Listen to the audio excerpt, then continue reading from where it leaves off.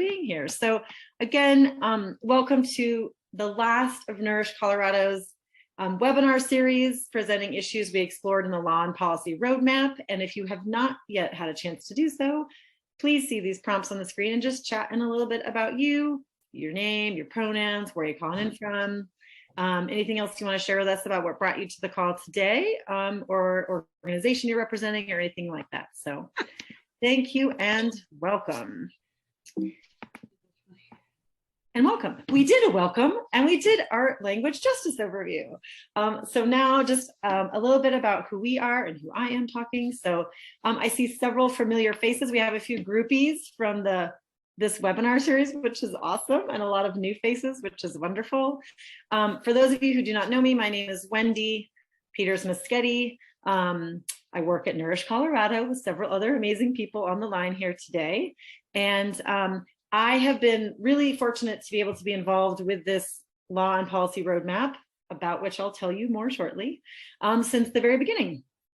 So in my role at Nourish too, is technically I'm executive director at Nourish Colorado, but that means many things. But one of the great things it means is that I get to work on our policy, both at the state level and the federal level. And school food is at the heart of a lot of what we do at the state and federal level in terms of policy advocacy. So, and two other people will be doing most of the presentation today. So Becca, why don't you introduce yourself, and then Jess.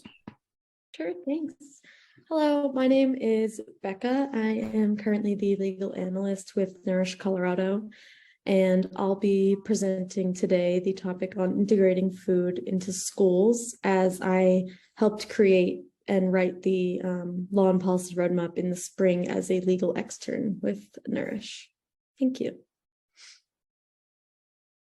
And hi, everybody. I'm Jessica Wright, Chef Jess, the Director of Healthy Food and Institutions, and I will be presenting on some of these topics as well, because school food is something that I am incredibly passionate about. So excited to be here and raise the forces for more support to the amazing work that's happening around our state and the nation to feed our kids. Yay, go team. And all of you, you're all part of the team. I love it. So, and chat intro, we did a sort of a chat already. If you haven't chatted in and introduced yourself, please do so. And yes, I do know that some of you probably need to leave a little bit early, or maybe need to leave at the end of the hour. We are planning on using the full 90 minutes for this. We'll see. Sometimes we end early, but the last half an hour or so is really focused on you all in small group discussions.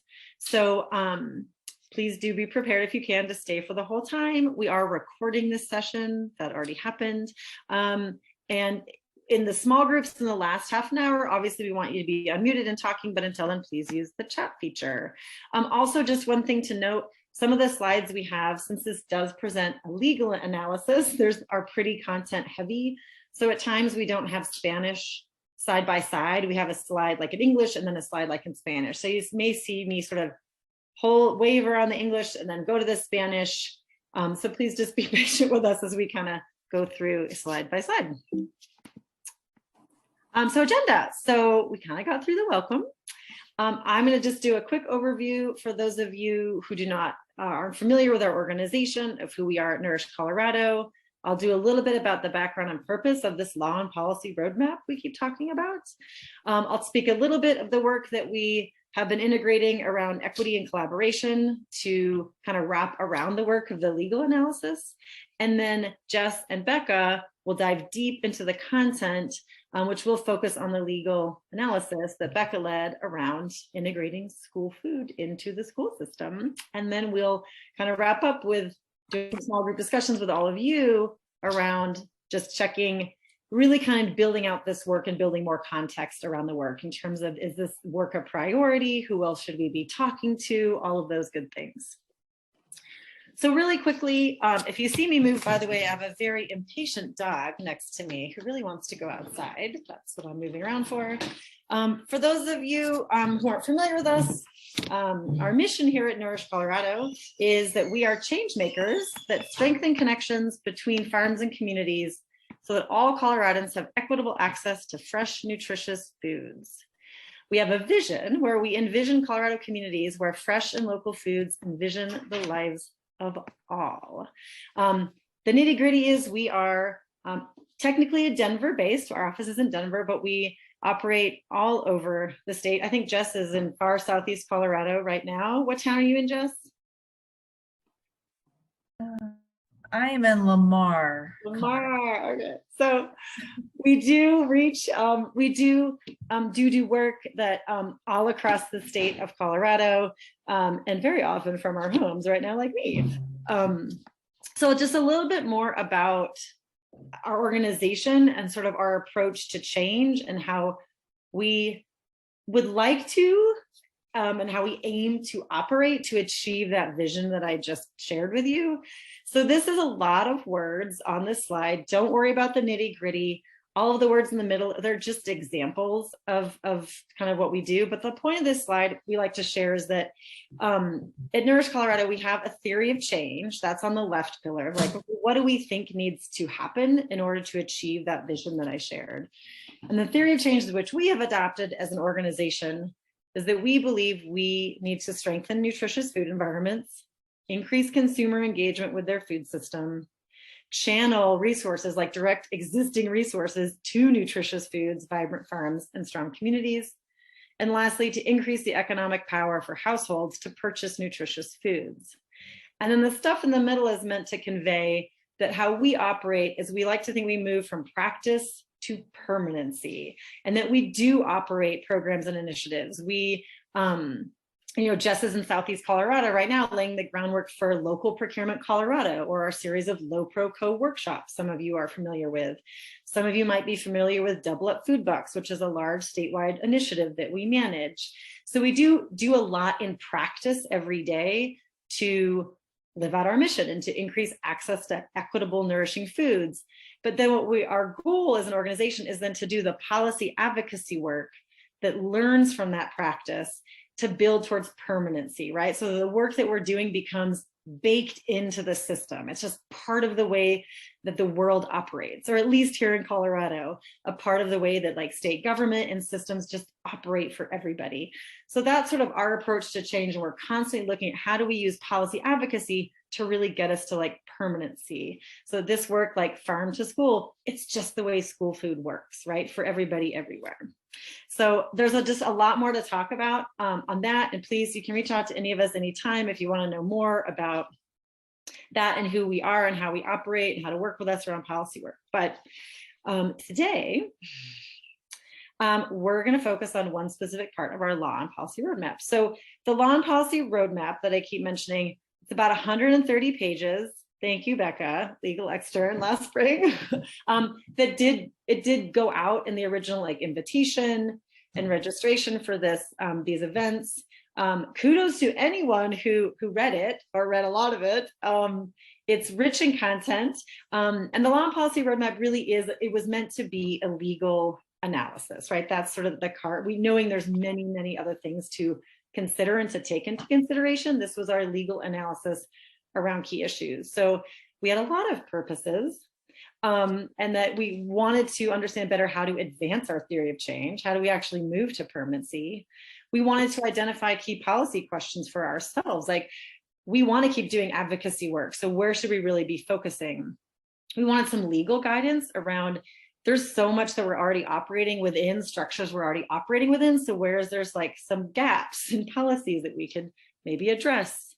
We wanted to, throughout, identify and elevate key areas of equity, understanding that policy can often do or does do just as much damage or harm as it does good. We wanted to elevate how do we make sure we go forward and actually do good with policy work.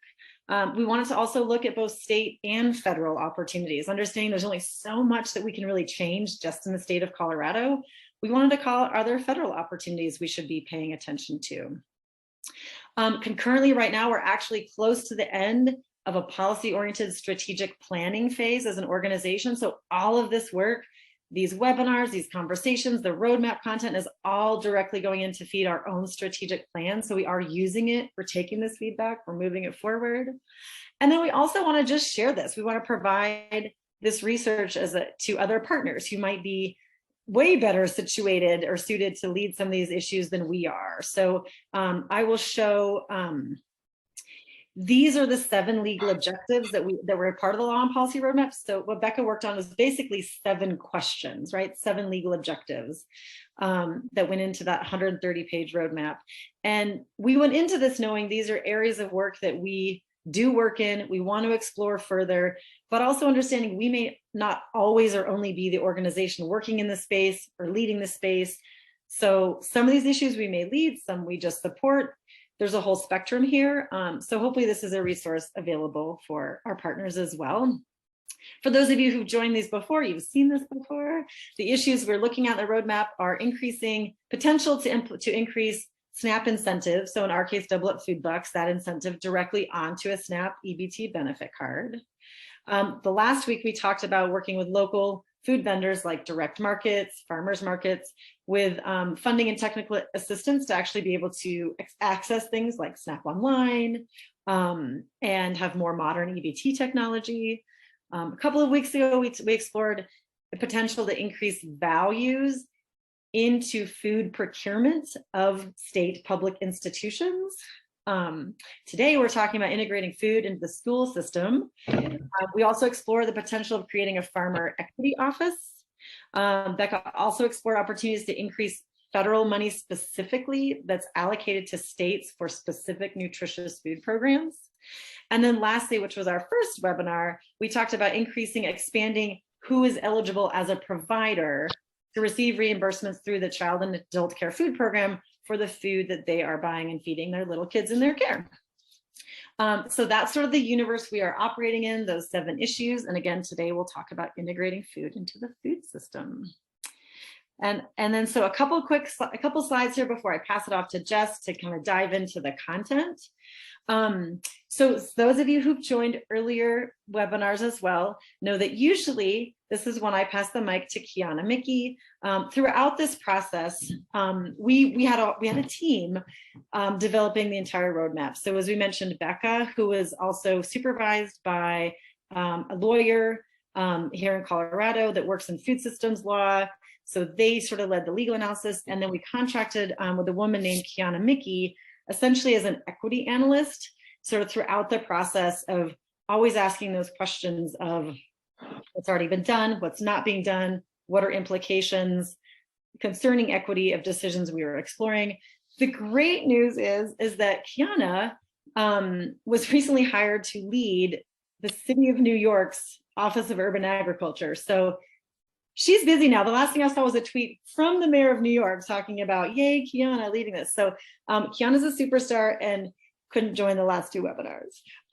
But she's continuing to provide analysis of all the legal analysis of like, who else has been involved in this decision, who has been impacted by these policies, who hasn't. So this slide is really all about calling out that we, the tricky thing about, I think, those of us like me who really love doing policy advocacy work is acknowledging from the very beginning that policy, laws, rules, regulations, policies have been used since there has been a United States government, since the beginning of that time, to often do a lot of harm and a lot of oppression and damage, and particularly to communities of color, to indigenous communities, to women and others.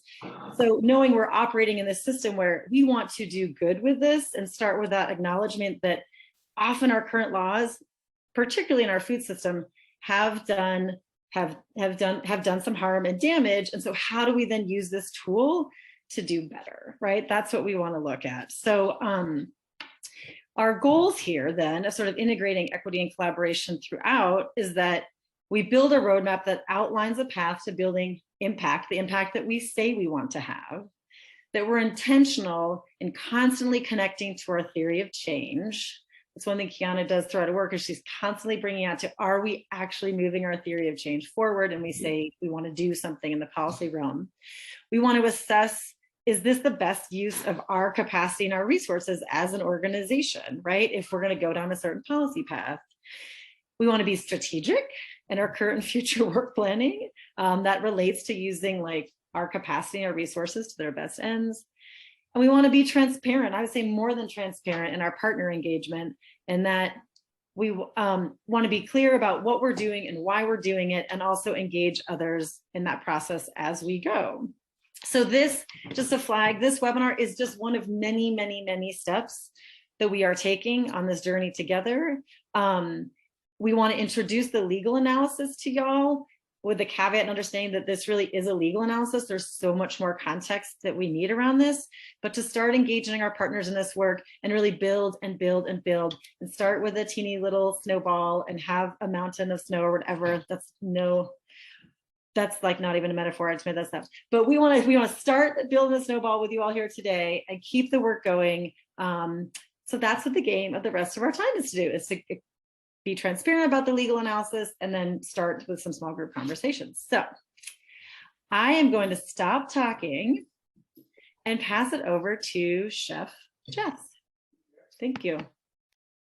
Awesome. Thank you, Wendy. And again, as she mentioned, I am joining this from a hotel room down in Lamar, Colorado. So we're all crossing fingers and toes that internet holds up for this. So thank you so much for joining us, because again, as I mentioned, school food is an incredibly passionate subject for myself, and especially for all of the operators, those who are working in these kitchens day in, day out to prepare meals and feed our students. And nationwide, over 30 million children are consuming a school lunch every single day. Just think about that. 30 million students every single day are consuming a school lunch. And when you look at between lunch and breakfast, this is providing at least, if not more than half of their daily caloric intake. Just in Colorado, around 60 million lunches are consumed over a school year. And when I say school year, I'm talking about 140 to about 170 days. So we're not looking at the standard 365 days right there. So 60 million lunches, about 30 million breakfasts. We are close to 100 million meals students consuming in Colorado just over the course of 1 year. This is incredible. This is substantial, and there's a lot of opportunity to create change. Wendy, I can see you making faces.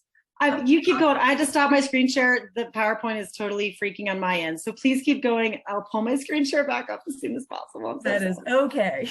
So when it comes down to it, when you know these numbers and you understand the impact that's reaching across the state, across the nation for school meals, it's really hard to deny how integral of a part of a school day that these meals really are. And when it comes down to it, we are not denying our children, our students, access to reading or math. So why are we making it so hard for a child to, one, access a meal, and two, receive a high quality meal? We all know, and we are in like-minded company right now, but we all know that a student with a full belly is in a better position to learn. And we've seen this in practice during testing weeks, where administration will prioritize every single child receiving a breakfast. But then this isn't really a priority during the rest of the school year, when they're actually supposed to be learning everything that they then have to be able to retain and have access to during these tests.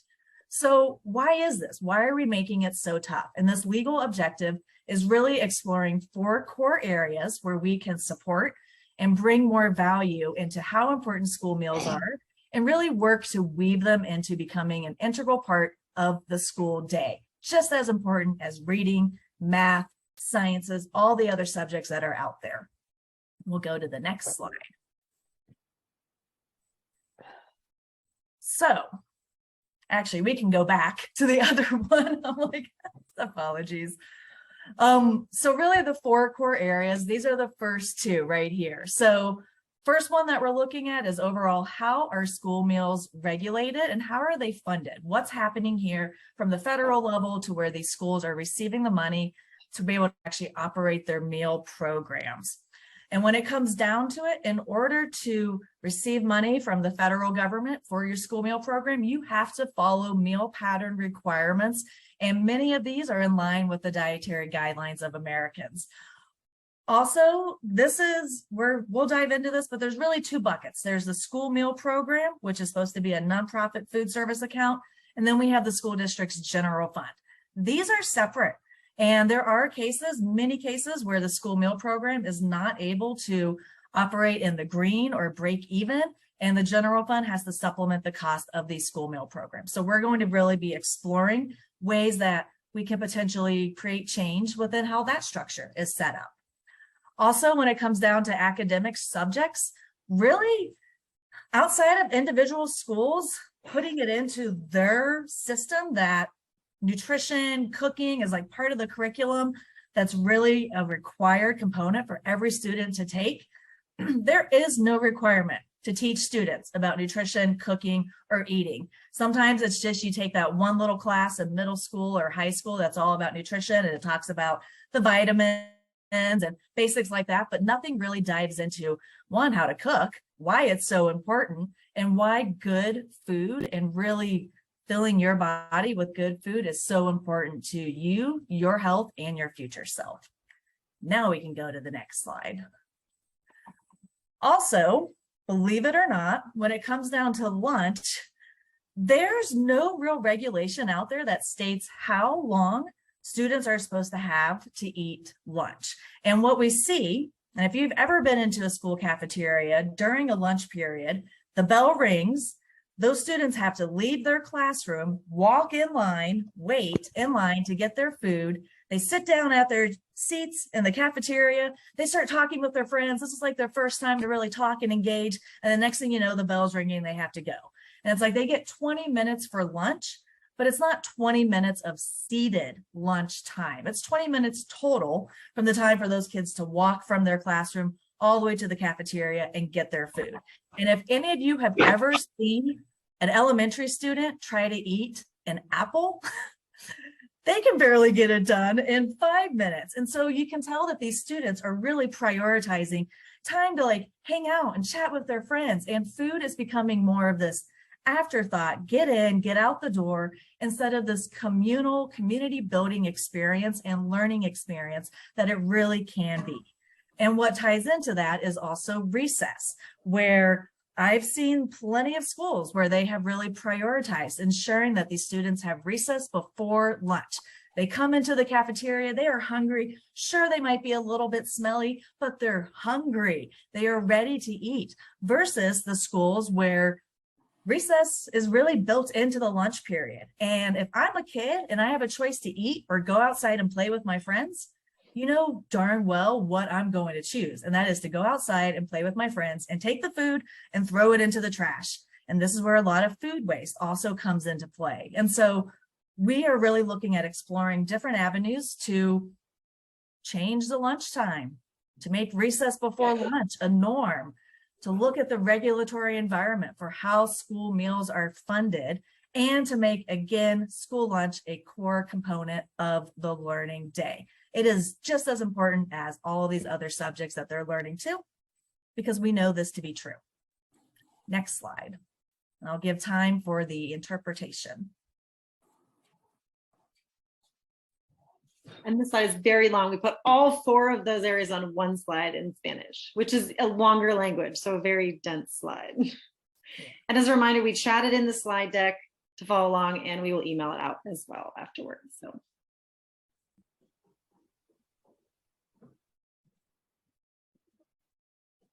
All right, we'll go next slide. So most of you may be aware, but the White House is holding a big conference on Thursday, all on the new national strategy on hunger, nutrition, and health. And so they just released their 44-page document on recommendations around making really like nutrition, hunger, and health a core priority of this administration. And Secretary Vilsack is incredible because he really does recognize and continuously stresses just how valuable healthy school meals are for our students. And within this press release that just came out today, he is quoted as saying that one of the approaches that are outlined in this new strategy would reorient school meal programs from an ancillary service, because that's what it is an ancillary service, to becoming an integral component of the school day, and allow schools to focus on providing the highest quality meals and engaging children around the importance of healthy food.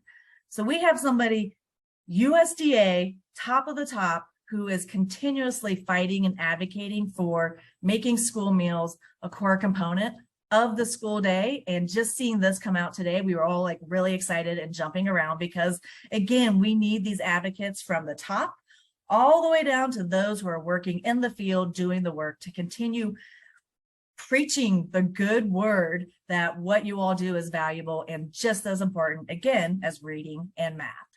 And so when it comes down to it, schools, nutrition, these are critical community food access points. Again, 60 million lunches over a school year in Colorado are consumed.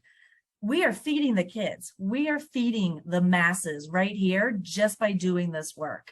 And opportunities to really improve the current nutritional regulations that are out there that make it a little bit tough to actually serve scratch-made meals, culturally relevant meals.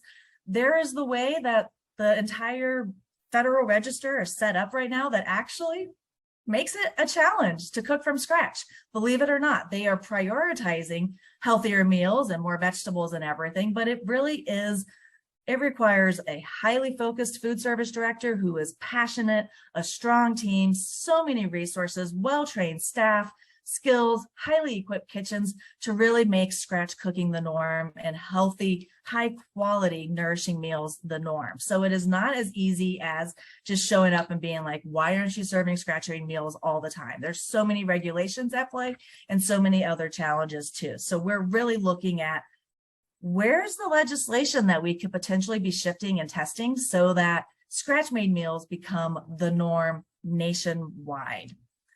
We would also really, again, want to continue bringing in the value and the importance for how feeding our kids well, teaching them why this is so valuable and important, is effectively setting them up with long-term healthy eating habits for the rest of their lives.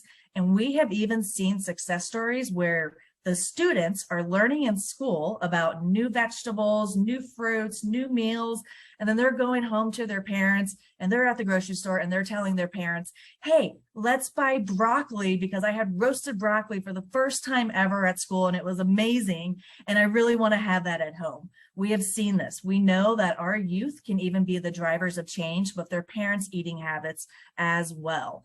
And we want to see lunchtime valued. We want the ingredients that are being served valued and also the system set up to make it easy to use and prepare and procure high quality ingredients. We want our students taught about all of this. And we really want recess being used as a way to set these kids up so that they're hungry to eat. And it's organized in a way to where, again, they're getting hungry by being outside and playing or being in the gym, and then they come eat versus the other way around, which is unfortunately all too common. I'll pause for the Spanish translation slide. Actually already had it up there. I'm doing a horrible job tracking slides, Jess. I'm so sorry. You can keep moving. Fine. Okay, so before I pass it off to Becca, again, I briefly touched on this. School meal programs are separate from the public school budget, the general fund. And it is so important to be aware of this when we're really looking at why does school lunch periods continuously get cut shorter and shorter and shorter? Why isn't there so much of a priority on feeding our students? Why are school meal programs and the people who work in them not as valued as they really should be? And part of it is because they are separated. And we see this all the time where we go into schools and it's like, oh, it's just go see the cooks. They're just the cooks. They just feed the kids, get them in and out the door, and get them back to learning, get them back to the classroom as fast as possible. It is not prioritized. And part of that is, we believe, because of how these programs have been separated and how they are set up currently. And so we really want to be exploring this and try to understand the why behind this, which gets really a bit weedy. And I think what's important is, again, in order for school meal programs to receive their funding, they have to follow these regulations that are set out at the federal level. And just to give you an understanding, a reimbursable lunch, 5 components must be offered: milk, an animal protein or a alternate type protein like yogurt or cheese or beans, a fruit, a vegetable, and a grain. 5 items. And just that food cost alone ranges from about $1.40. We're now seeing upwards of $2 a meal because of rising food costs and inflation. This is only the food. It's not counting the cost of the tray, the silverware, the napkins, the staff, running the lights, improving your equipment. That's it. And from the federal level, the rates that they are getting at the very high end, it's just over $4.30 that they receive back. That money goes fast. So just be aware of that when you are really thinking about why the meals aren't at the level of quality that you believe they should be. Right now, so many of our operators are making magic happen with quarters of pennies to be able to feed these kids, and they are passionate about feeding them and feeding them well. And many of them are doing the best that they possibly can. And they need so many more resources and so much more support. And this is why we are here, is because we believe in them and their value. I will pass it off to Becca now to continue going down into the weeds. Thanks, Jess. Yeah, so if you could go to, perfect. On the next slide here, we have some of the current regulatory programs that are in place functioning as reimbursement programs. So these all are federal dollars going out to school districts to help subsidize or pay for some of the food being served to children at schools. The first is the most familiar. NSLP is the National School Lunch Program, and the School Breakfast Program, which functions the same way, one for lunch, one for breakfast. And this provides either low cost or no cost lunches and breakfasts to school children by reimbursing school districts for part of the cost for each meal served. And that's what Jess was just talking about, with the $4 being reimbursed for a free lunch that's served. And children can qualify for either free or reduced lunch rather than paying for their lunch based on their family income for this program. The next is the After School Meals Program. And this only operates in low-income areas and provides funding for meals and snacks that are served at after-school programs like sports or drama or music. The third here is the Fresh Fruit and Vegetable Program, and this provides funding specifically for fresh fruit and vegetable snacks, a huge produce focus here, in certain eligible elementary schools to help increase access to, awareness of, and consumption of fresh produce for younger children. Then USDA Foods is kind of a win-win situation, especially in the bipartisan world, as it supports both domestic agriculture and nutritious school meals by schools being directly given freshly procured foods from farms by the USDA. Then the USDA Department of Defense program increases access to fresh produce in school meals. So it functions pretty much the same as USDA Foods, but with a focus on produce. Okay, and then the other side here of the regulatory environment is compliance regulation. So when you're participating in those programs, there are rules that the school districts have to follow in order to receive the funding and participate. One of the really critical laws in place here is the Child Nutrition Reauthorization Act. The most recent enactment was the Healthy Hunger-Free Kids Act of 2010. And it traditionally should be reauthorized every 5 years, but clearly we haven't had one in quite a while now. So hopefully that can be reauthorized soon for more updated and accurate information and programs to be available.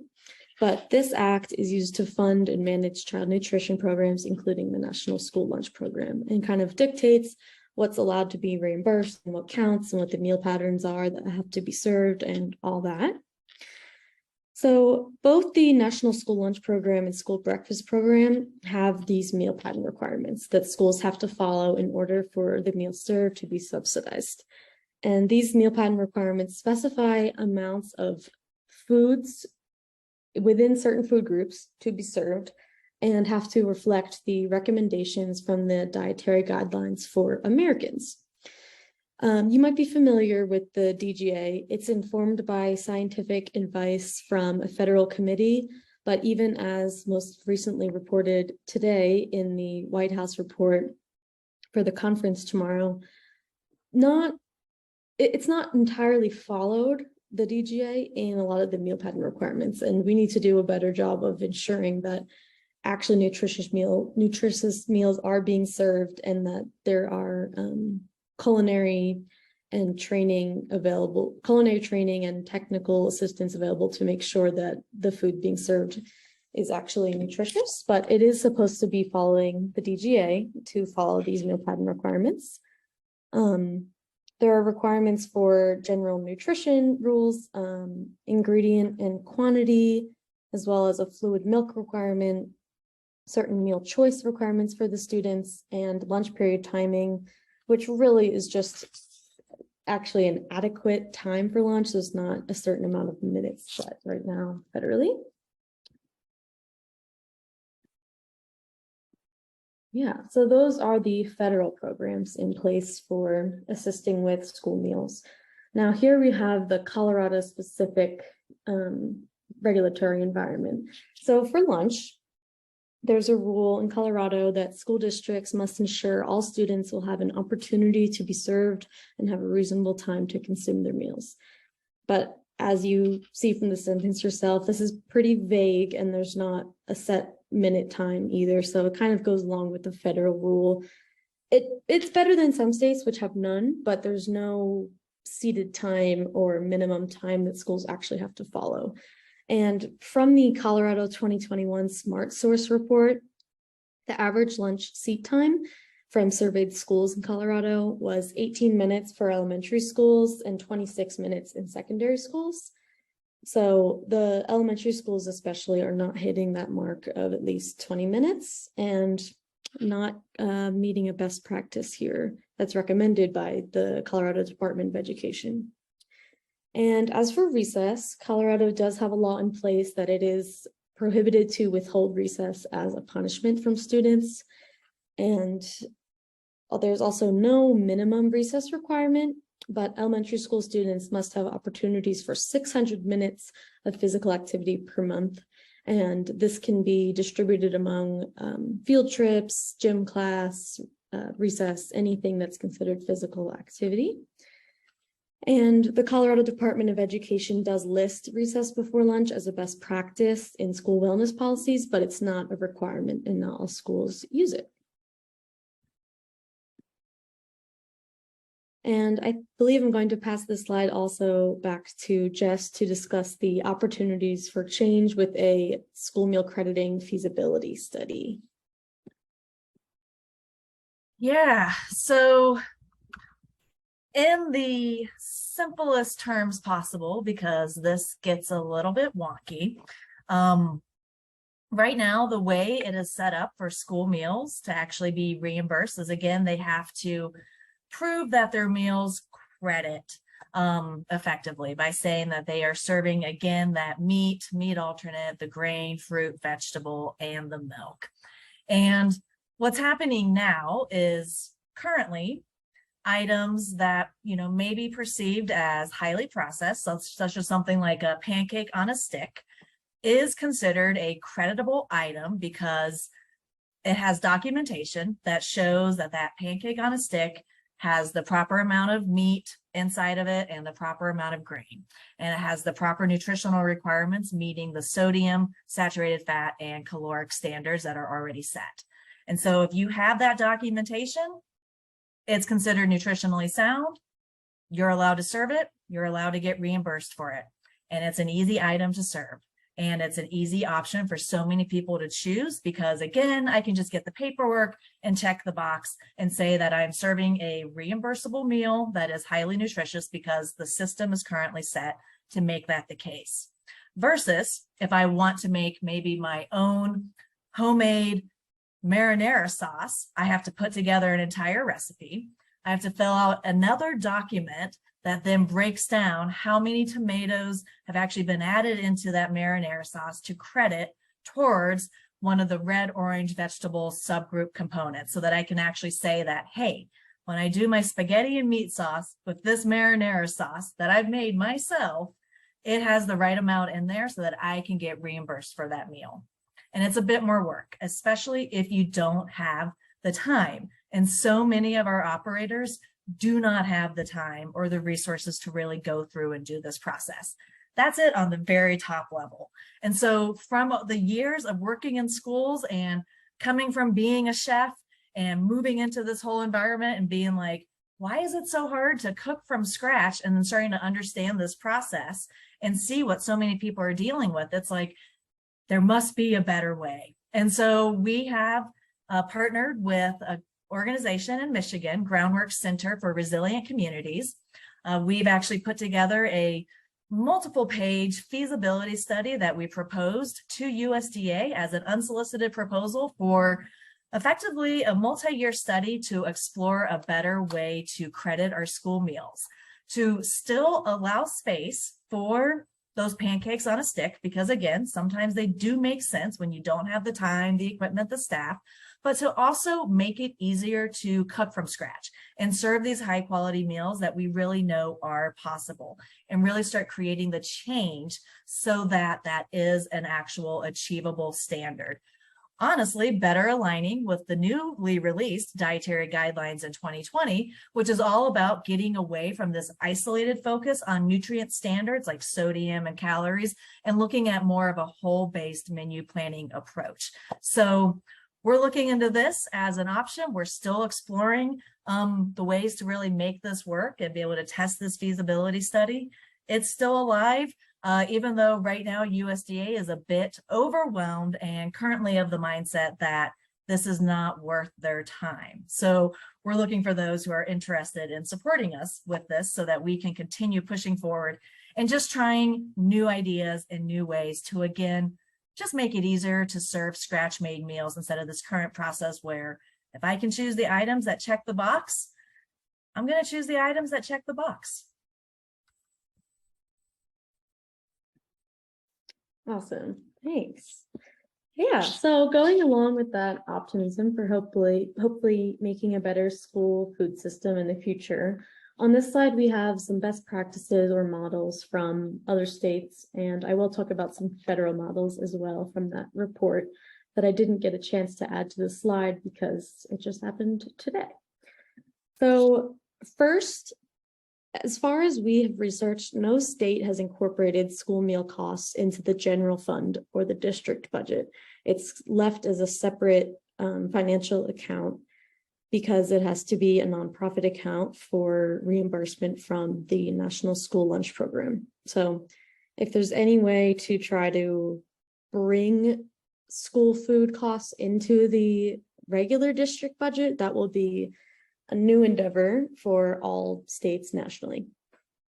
But when looking at lunch, there are 7 states that require at least 20 minutes of lunch seat time as a law, which is the recommendation from the CDC. There are 6 states that reference ensuring an adequate time to eat. Colorado is one of those 6.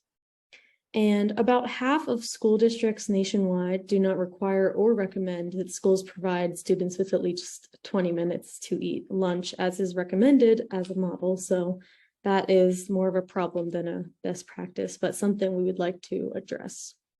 Then when looking at recess, there are 4 states that mandate 20 minutes of daily recess for elementary school students. And there are 7 states that require 20 to 30 minutes of daily activity for elementary school students, but it's up to the schools to determine how that time is used, kind of like how Colorado functions with the 600 minutes per month. And I would also like to just address verbally on this slide some of the things I pulled out from the White House National Strategy on Hunger, Nutrition, and Health report. So it looks like the national strategy that the Biden administration has proposed is looking at a few key practices here that would be model practices from our perspective. So the first is paving the pathway for free, healthy school meals for all, incorporating culturally appropriate foods in school meals, states and school districts, being able to increase investments for school food programs, including infrastructure and training of staff, better aligning school meal nutrition and culinary skills with the dietary guidelines for Americans. And the USDA plans to advance a new healthy meals and incentive initiative, which is supported by the COVID ARPA funds to support school efforts to improve nutritional quality of meals. And the USDA is striving to strengthen and diversify suppliers that can provide healthy, nutritious, and local foods to schools and nutrition assistance programs by assisting small and underserved farmers and businesses to become vendors for school meals, which is very exciting. And if you attended the procurement webinar the other week, we talked a lot about this then too. And the last one here is the USDA plans to invest to support local and regional food and farm businesses through grants or other financial assistance through food hubs, distribution, processing, and technical assistance, especially to focus on supporting underserved communities and getting nutritious foods to schools, food banks, and other nutrition assistance programs. So I apologize that that was a lot of words without a visual representation, but it's all in the report that just came out today. And very exciting as a best national model practice. Yeah, and then we can go to the last slide here, which addresses 3 legal recommendations that were found from the legal analysis performed. And as we mentioned in the beginning of this presentation, these are purely legal objectives, and there's a lot more work to be done to figure out what really is best and what people need and want culturally and all sorts of other ways. But the first here is that Nourish or another appropriate partner organization should work with interviewing school meal advocates and the Colorado Department of Education to explore the history of school budgets and why school funding is separate from the general district fund, and digging into, has it always been like this, and what they know as experts in the field for why it's like this, and if what works and what doesn't in this model that is in practice right now. The second is to advocate for a better informed nutritional requirement policy, looking at that meal credibility study or other ways to address how the DGA is being brought into the meals and how scratch cooking can be accounted for when trying to qualify for your meals being subsidized through federal programs. And the last is specifically Colorado focused to amend the laws and regulations in place in order to create an academic standard for food, eating, and nutritious learning across the board, to set a minimum seated lunchtime of at least 20 minutes for all students, and to enact a recess before lunch law that requires daily recess of at least 20 minutes. Thank you. Now we can move on to the small group discussions. Yay! Thank you, Jess, and thank you, Becca. So before we move into small group discussions, if there are any questions, any clarifications, any additions right now, please throw them out there. I see there's one question around what percentage of school meals, if any, is provided by organizations such as Food Bank for the Rockies. So there are some school districts that do work with an external contractor to provide their meals, and some charter schools certainly do. Jess, do you have a sense of, I don't think Food Bank of the Rockies provides any school food specifically, but other organizations do. Do you have a sense of about what? I was just typing, I was like, I know we have some CDE folks on the line who might have this answer, but I know that Food Bank of the Rockies, they probably do like after school snacks programs following under the child and adult care feeding program. And sometimes they'll take on summer meals, and there's other organizations who will be summer meal sites and sponsors outside of an actual school food district. So there's some of that. And again, maybe either the CDE folks on the line can provide additional context, or feel free to reach out and we'll find the answers. Hey, Jess, this is McKenna. I am so sorry. I just missed the question, but if you could repeat it, I could maybe add some more detail if that's helpful. Yeah, we're looking for about what percentage of school meals is provided by organizations such as Food Bank for the Rockies, outside of school districts per se. Oh, that is a good question. We could pull that information for sure. It's a smaller percentage during the school year doing CACFT at risk. I would say it's a pretty small proportion. And then during summer meals, a little bit more even. So we see more community sponsors participating in the summer meal program, maybe closer to like 30–40%, but I would have to confirm that. And thank you. I see Dan Sharp, Food Service Director of Mesa County, chiming in with their experience. Thanks, Dan, as well. And yes, primarily foods, right? Go to child and adult care program, probably after school and summer food program through organizations like that for sure. So we did have another, I think a comment more than a question was, I don't know what to do with this right now, Liz, but it's a really great idea. Just in terms of this concept that we're talking about integrating really health and nutrition more into the school system. Liz offered up an idea around integrating the 2-question hunger screener that is recommended for pediatricians to ask their patients to administer that screener in schools, actually. And she's pointing out that a recent podcast she heard reflected on the fact that the further away from the doctor those questions are asked, the more honest the answer, which is interesting, but maybe meeting kids where they're at in an environment they're very used to at school. And another way we can actually get more information around nutrition security from kids. So Liz, I do not have any sort of other response, and I think that makes a ton of sense and a great place to get, connection with kids and get more information. And thank you for sharing that podcast, Liz. So please, if there are any other questions, clarifications, chat in. I am going to move on. And yes, Judith, I saw your comment as well. Nana's work out of UC Colorado Springs here around healthy meals as a step to sports performance. Absolutely. There's so many connections here that really could and should speak to school districts, right? About you want your teams to do really well. Guess what? It's the breakfasts and lunches that they're getting that really matter as well. So we're going to move into some small groups. Jesse, who's my coworker on the line here, is going to beam us into small groups for the rest of our time together. And we're just going to go over some of these questions. So we have 2 kind of sets of questions here that are, the first set of questions we want to ask is really just about kind of getting your gut check about like, are we on the right track, right? Are we going down the right path? And then we have a set of questions after those that really talk more about like, okay, next steps, like who's doing this? Where should we show up? Who do we need to work with? What are next steps? So thank you, Rosa, I saw that. And so we're just gonna move. So Jesse is just going to beam us into some small group breakouts. And I don't know who's note-taking, facilitating, Jess or Becca, but how do y'all feel what if we just beam out for like 20 or so minutes and just do all of this at one time? Does that sound good to you all? Just move through all the questions. Okay, beam me up, Jesse. Yeah.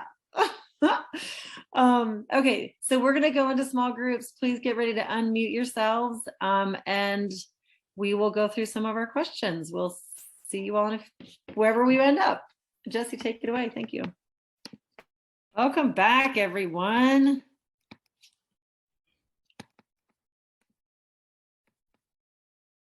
Hey, everybody. Hey. Even with that, still not enough time. Thank you everyone for being here and sharing all of your thoughts and everything. Just so we're going to give you probably a few minutes back. We'll be done before 1:30 here. Are there anything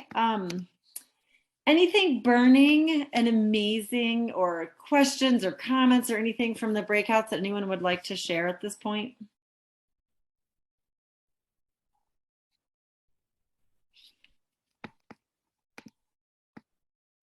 I'll share a quick little something. Cool. And then Andrea, I'll pass it off to you because I just saw your hand pop up.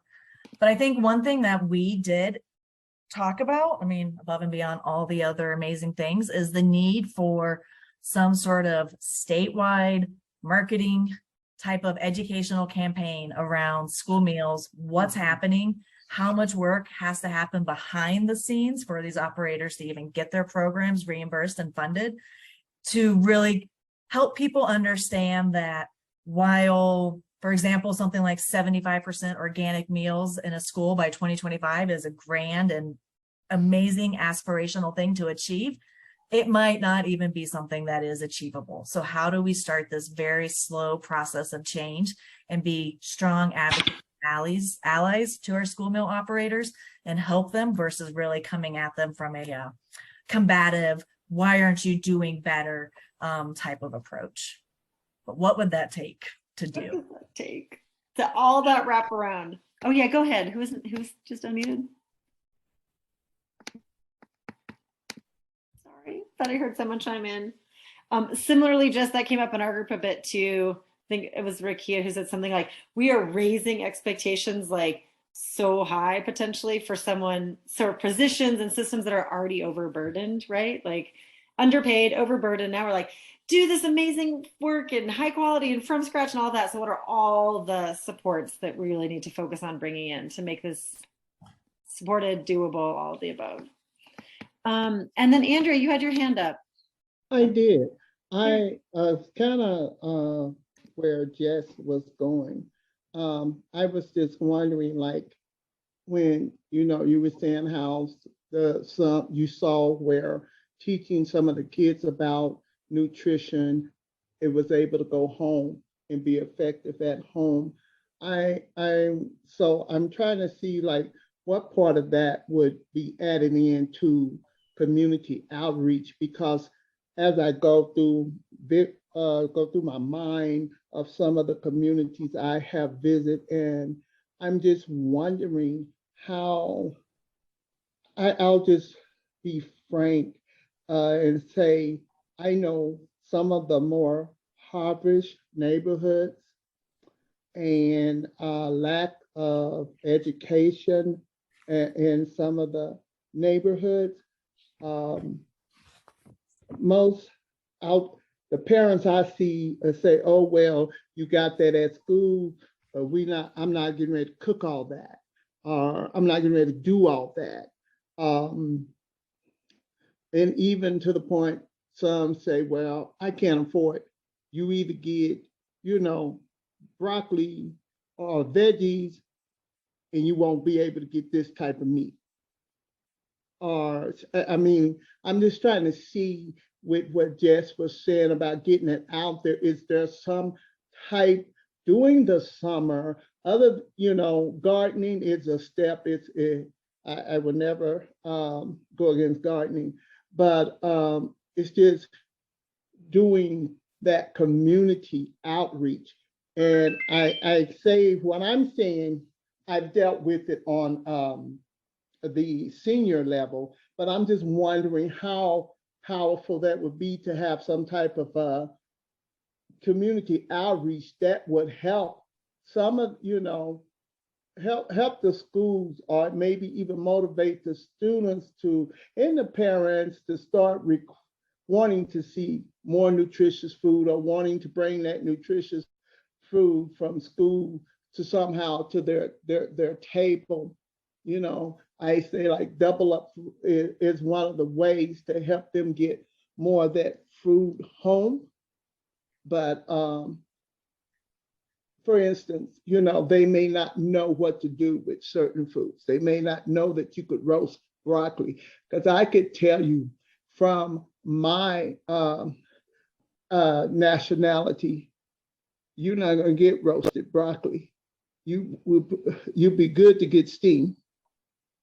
You'll be good to get it in a salad, and you'll get 100 if you boil it and put lots of cheese on it.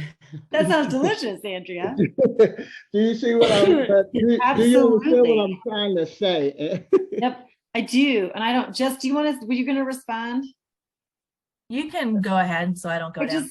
I do hear you, Andrea, is all I was going to say. And I think even in our strategic planning process that we're going through, this came up a lot for us, even as an organization, in that we focus right now, for example, we focus really solely, which is a ton of work, on training school district staff, right? So culinary staff within school districts.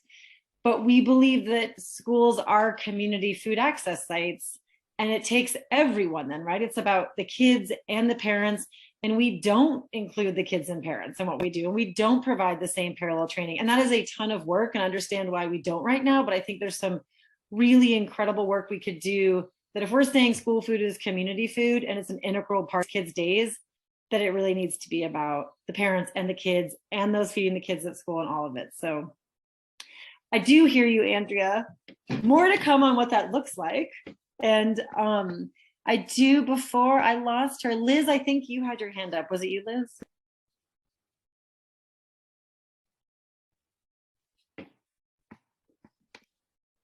Liz, did we lose you? Okay.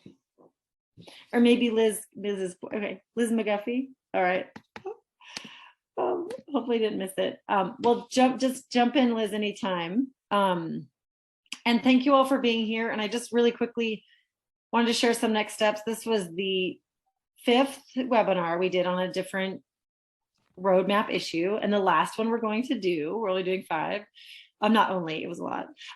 So anyone who registered, please be looking. We'll send out a sort of a big package of like, here are the recordings and the PowerPoints and the actual roadmap for like all 5 of those issues. So we'll inundate you with follow-up and reference materials.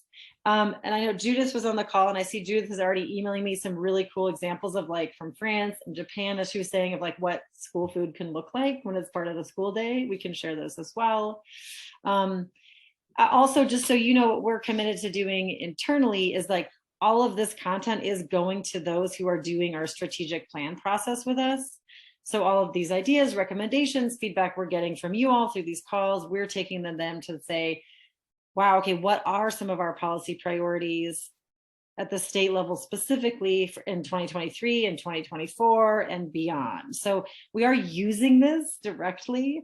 And you know, some issues more than others are directed right now at the federal level. Our focus is all about the Farm Bill, but there are a few things that we are supportive of that we might propose in the next Farm Bill to at least make local food procurement for schools a little bit easier. And I should have put this on a next step, but I forgot to add it. But, you know, Jess and Becca both talked about this, the alternative approach to school meal crediting.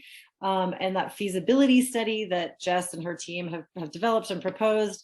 And even though the USDA does not want to look at it right now, we are convening in November, we'll be convening another webinar with funders, with state and national funders to talk about, hey, if there's a there to look at how we credit school meals, maybe we just get like a planning or a pilot phase funded by philanthropy for now, and then continue to build that case with the USDA.